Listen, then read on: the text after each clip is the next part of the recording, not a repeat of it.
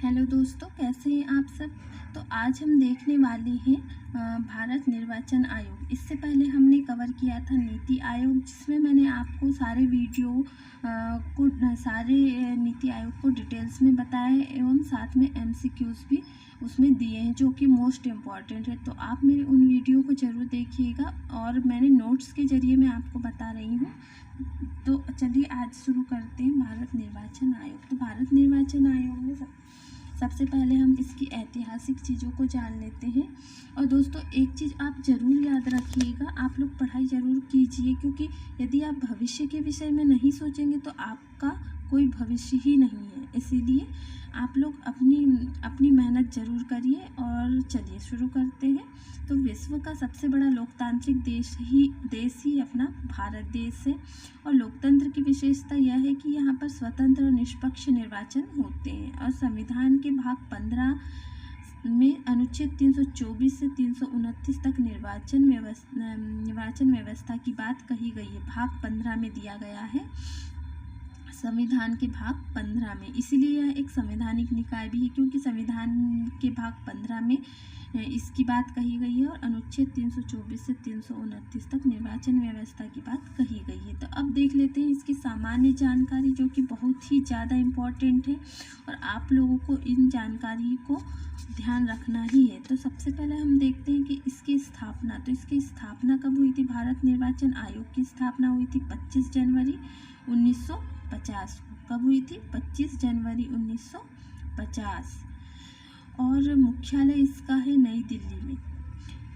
भारत निर्वाचन आयोग का मुख्यालय है नई दिल्ली में। और प्रथम मुख्य निर्वाचन आयुक्त इसके थे सुकुमार सेन।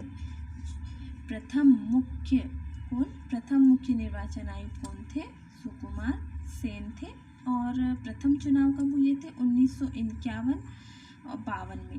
25 जनवरी 1950 को स्थापना हो गई और 1951-52 में चुनाव हुए थे, जो 25 अक्टूबर से शुरू होकर 21 फरवरी तक चले थे।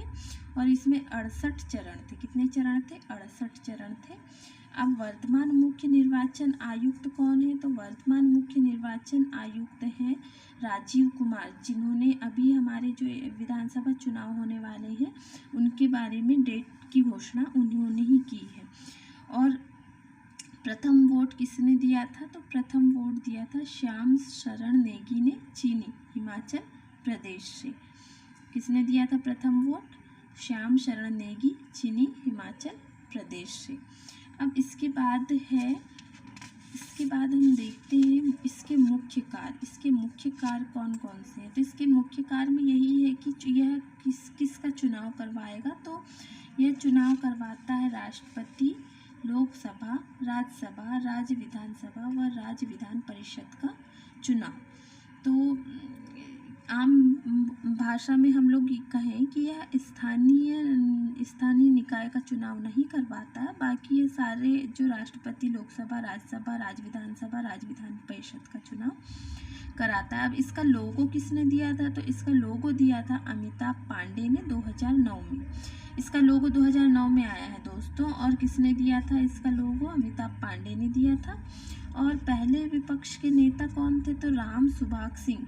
हाँ, एक बात और जान लो कि विपक्ष का नेता का प्रावधान 1969 में हुआ है। इससे पहले जो विपक्ष के नेता नहीं हुआ करते थे।